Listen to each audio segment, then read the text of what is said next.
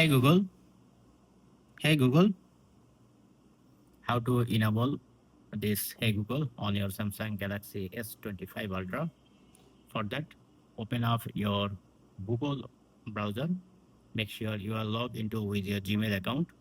Press on your icon and go to setting. And under setting, you can see the Google Assistant.